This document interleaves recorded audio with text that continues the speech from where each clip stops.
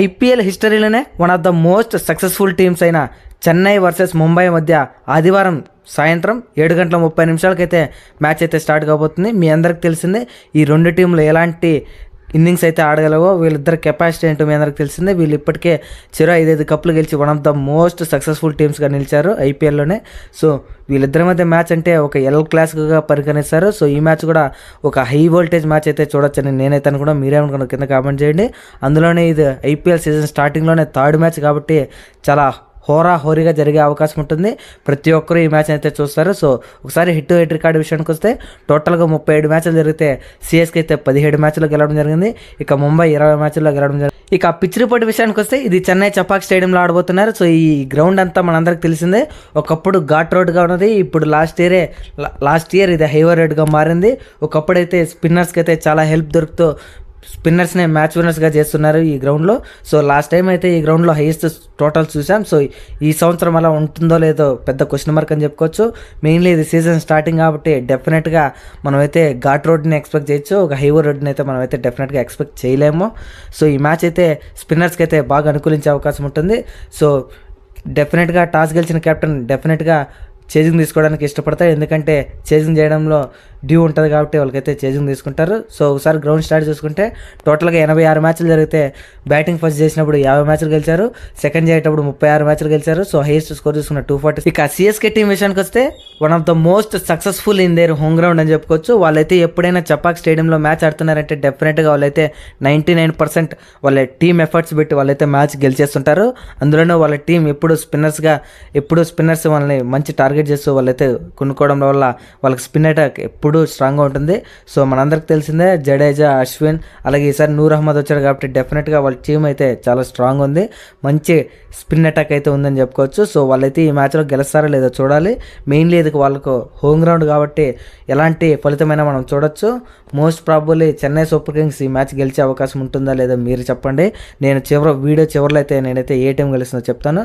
So Chennai టీంకి అయితే youngsters లేనప్పటికీ వాళ్ళ టీం అయితే చాలా స్ట్రాంగ్ ఉంది. బ్యాటింగ్ లైనప్ కూడా చాలా డెప్త్ ఉంది. అలాగే బౌలింగ్ లైనప్ కూడా మంచి యంగ్ బౌలింగ్ లైనప్ ఉంది. సో మంచి యార్కర్స్, మిడిల్ ఓవర్స్లో స్పిన్నర్స్ కానీ గేమ్ను కంట్రోల్ చేసే ప్లేయర్స్ అందరూ ఉన్నారు. సో ఒక్క మైనస్ ఏదైనా ఉందంటే వాళ్ళ దగ్గర యంగ్ ప్లేయర్స్ లేరు. ఒక 30 years ప్లస్ ఉన్న ప్లేయర్సే చాలామంది ఉన్నారు.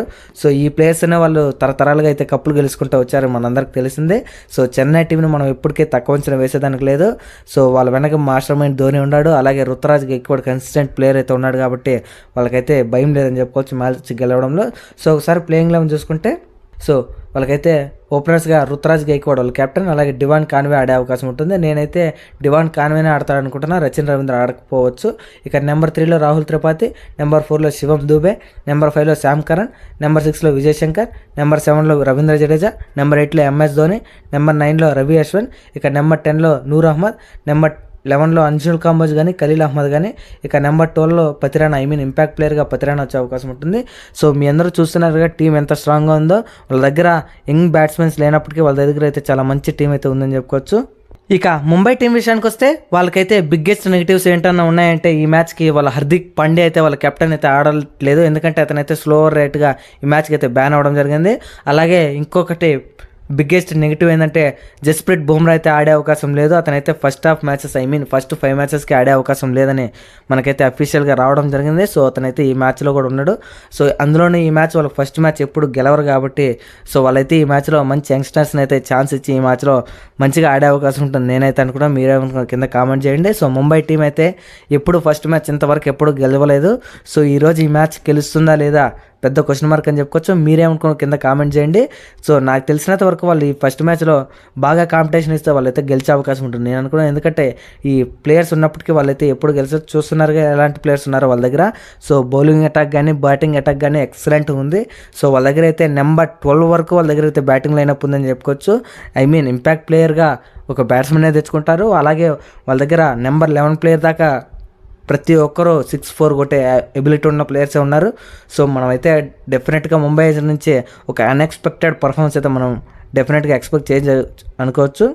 సో అందులోని ఈ మ్యాచ్లో సూర్య క్యాప్టెన్సీ చేస్తున్నాడు కాబట్టి డెఫినెట్గా అతనైతే గెలిపించే అవకాశం ఉందని నేను అనుకున్నాను. మీరే కామెంట్ చేయండి. సో వాళ్ళ ప్లేయింగ్ లెవెన్ ఒకసారి చూసుకుంటే ఓపెనర్స్గా రోహిత్ శర్మ, రియాన్ రికల్టన్ ఉండొచ్చు. ఇక నెంబర్ 3లో స్కై ఆడుతున్నాడు, number 4 Tilak Varma, number 5 Robin Minz, number 6లో అర్జున్ టెండూల్కర్, నెంబర్ 7లో నమందీర్, నెంబర్ 8లో మిచెల్ శాంట్నర్, నెంబర్ 9లో కరణ్ శర్మ, నెంబర్ 10లో ట్రెంట్ బోల్ట్, నెంబర్ 11లో దీపక్ చహర్, అలాగే ఇంపాక్ట్ ప్లేయర్గా విల్ జాక్స్ అయితే వచ్చే అవకాశం ఉంటుంది. సో ఈ ప్లేయింగ్ లెవెన్ అయితే చాలా కష్టంగా ప్రిడిక్ట్ చేయడం జరిగింది. సో మీరైతే చూడొచ్చు. సో ఈ మ్యాచ్ ఎవరు గెలుస్తారనే విషయానికి వస్తే, సో మనందరికి తెలిసిందే ఎవరు గెలుస్తారని చెప్పడం ఎవరి తరం కాదు. అది మ్యాచ్ అయిపోయేంత వరకు మనకు తెలియదు ఎవరు గెలుస్తారనేదో. మీరైతే బెట్టింగ్లకి అయితే దూరంగా ఉండండి. సో నేనైతే ఈ మ్యాచ్ పర్సనల్గా అయితే చాలా క్లోజ్గా వెళ్తుంది అనుకుంటున్నాను. మీరే కింద కామెంట్ చేయండి. నేనైతే ఈ మ్యాచ్లో చెన్నై గెలుస్తుంది అనుకుంటున్నాను. సో మీరేమనుకున్న కింద కామెంట్ చేయండి. సో ఎంఐకి తరతరాలుగా వాళ్ళైతే గెలవడం లేదు కాబట్టి నేను అలాగే కన్సిడర్ చేస్తున్నాను. సో ఒకవేళ హార్దిక్ పాండ్యా కానీ ఈ మ్యాచ్ ఆడే అవకాశం ఉంటే నేనైతే డెఫినెట్గా ముంబైకే ఓటేసేటోని. సో అతని ఇంపాక్ట్ ఎలా ఉంటుందో మనందరికి తెలిసిందే. సో అతను కానీ ఉంటే డెఫినెట్గా ముంబై గెలిచేది. సో అతని ఇంపాక్ట్ లేనందువల్లనే ఈ మ్యాచ్లో నేనైతే చెన్నైకి అయితే ఓటేయడం జరుగుతుంది. సో మీరు మన ఛానల్ అయితే డైలీ ఫాలో అవుతున్నాండి. సో ఇదైతే ఫైనల్ ప్రిడిక్షన్ కాదు. మ్యాచ్ జరిగేటప్పుడు టాస్ పడుతుంది కదా, అంటే 7:30 కల్లా నేనైతే మళ్ళీ యూట్యూబ్లో కమ్యూనిటీ పోల్ పెడతాను. కమ్యూనిటీ పోస్ట్ చేస్తాను. సో అప్పుడు ఏ టీం గెలుస్తుందని నేనైతే మీకైతే చెప్పడం జరుగుతుంది.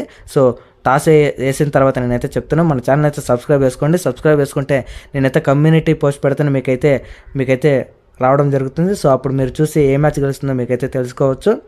సో ఈ మ్యాచ్లో మోస్ట్లీ చెన్నై సూపర్ కింగ్స్ గెలిచే అవకాశం ఉంటుంది. మీరైతే అసలు బెట్టింగ్ జోలికి అయితే వెళ్ళకండి. ఇదైతే నా విన్నపం అని చెప్పుకోవచ్చు. So thank you for watching. Have a nice